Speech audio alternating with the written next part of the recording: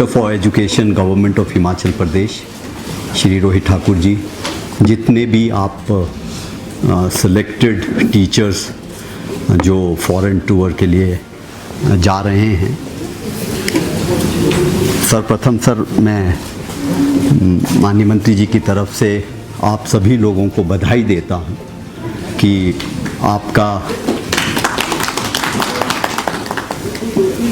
आप उन शिक्षकों में से एलिमेंट्री के हैं जिन शिक्षकों का सिंगापुर दौरे के लिए चयन हुआ है। तो मैं ऐसा समझता हूं अगर आपका चयन उन हज़ारों लोगों में से हुआ है तो संभवतः आप लोग उन दूसरे लोगों की बनिस्बत बेटर परफॉर्म कर रहे होंगे।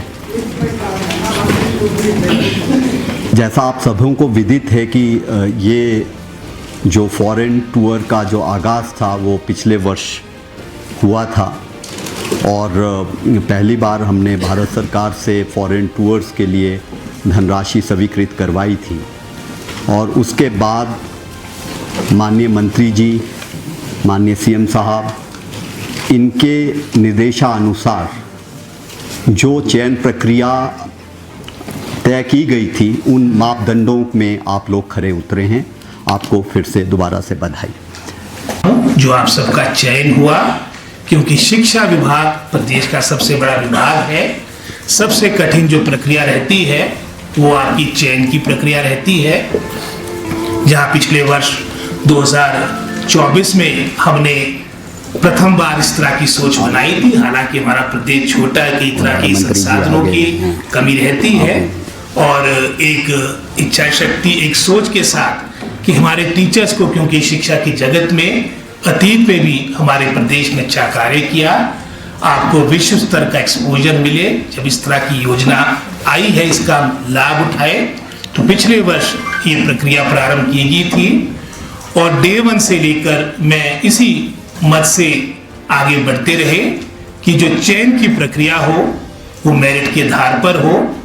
जिन्होंने परफॉर्म किया है, बेस्ट जो होंगे उनको अवसर मिलना चाहिए। तो आज मैं समझता हूं कि अगर मैं अपने विधानसभा क्षेत्र की बात करूं, एक आध को छोड़कर जो मेरे सामने दिख रहे हैं, बाकी सभी हमारे पूरे हिमाचल प्रदेश के भिन्न भिन्न जिलों से, भिन्न भिन्न ब्लॉकों से यहाँ पर आए और जो मेरे विधानसभा क्षेत्र से जिनका चयन भी हुआ है, इस चयन प्रक्रिया के दौरान कहीं भी मेरी उनसे बात नहीं और आज हम मिल रहे हैं। तो मैं सबसे पहले आप सबको बधाई देता हूँ। आपसे बहुत सी आशाएं हैं, क्योंकि एक तरह से जैसे शर्मा जी ने कहा, आप एक तरह से हमारे प्रदेश के नहीं, राष्ट्र के वहाँ पर एम्बेसडर्स होंगे, दूत होंगे। आपका वहाँ पर प्रदर्शन अच्छा रहना चाहिए, लेकिन अगर आप उनकी इकोनॉमी की तुलना करेंगे तो सबसे समृद्ध, विशेषकर हमारे एशिया की अगर हम बात करें, उसमें सबसे समृद्ध आपके सिंगापुर को माना जाता है और उसका प्रमुख कारण जो मैं समझता हूं, जो मेरा भी अनुभव रहा, वहां का अनुशासन है, डिसिप्लिन है।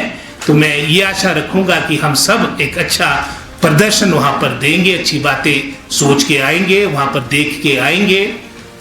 टीचिंग की भी बात रही, वो आपने सारी बातें देखनी है और साथ ही साथ जो और अफसर, जैसे यहाँ पर रबिया शर्मा जी ने कहा कि वहाँ पर इंजॉय भी, सारी बातें जो वहाँ पर प्रगति हुई है, डेवलपमेंट हुई है, वो भी देखेंगे।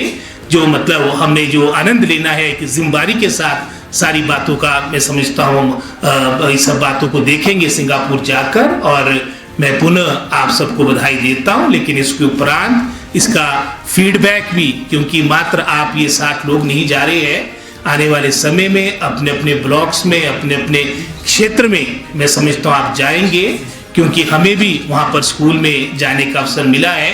स्किल डेवलपमेंट को वहाँ बहुत प्राथमिकता है, ये भी आप देखेंगे।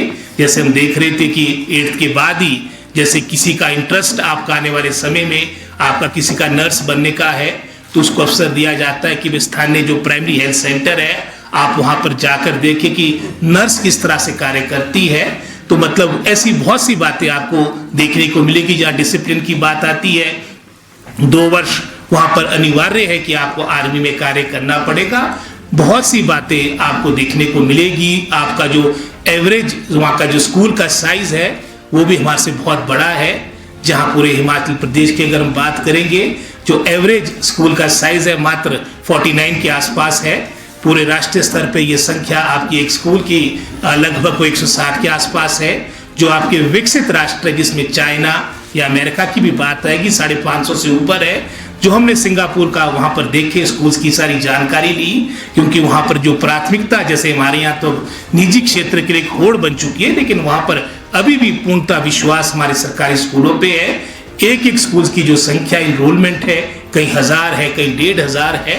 तो ये सारी बातें भी मैं समझता हूँ आपको देखने को मिलेगी, ताकि हमारा पूरा जो शिक्षा विभाग का परिवार है, राइट अप टिल हमारे चाहे जेबीटी टीचर की बात हो, ये सब की हमारी सामूहिक जो आपके असर में आप सबने अच्छी मेहनत की, उसका परिणाम था कि आज आप सबसे अग्रणी प्रदेश के रूप में आप माने गए हैं। और आने वाले समय में बेहतर किया जाए, क्योंकि हमेशा बेहतर करने की एक गुंजाइश रहती है।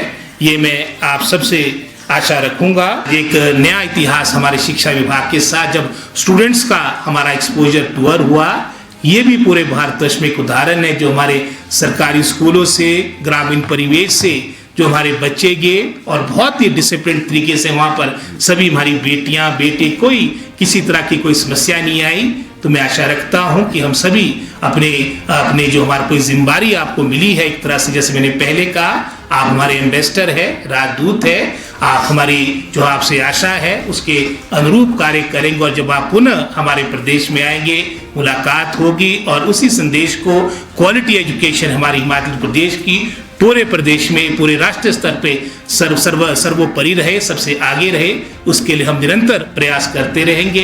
इन्हीं शब्दों के साथ मैं अपनी वाणी को विराम देता हूँ। जय हिंद, जय Himachal. Will make lot of difference, and I'm sure once they are back to their schools, they'll make lot of difference to their place of postings and this. ऊंचा रख के रखना है तो आप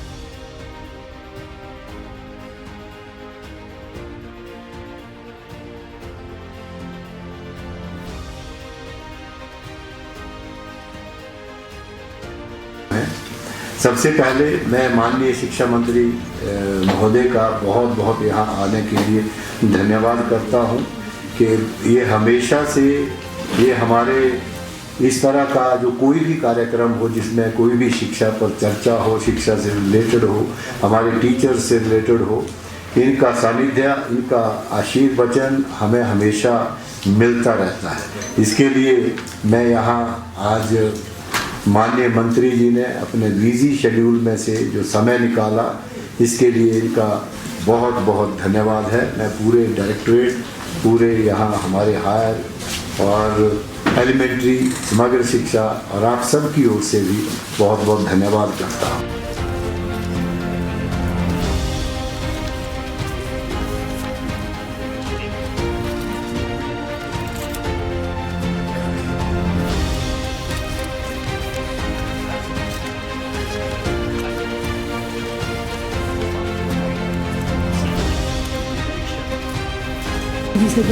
अच्छा,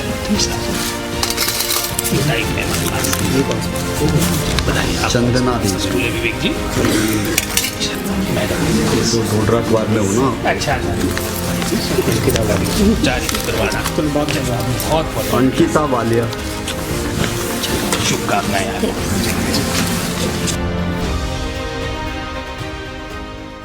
brought a very happy journey, safe journey, and as desired by Honorable Minister, you be the ambassador of India to that nation. So that you have to keep it in your mind. Rest, Pranav is with you from tomorrow onward till you come back.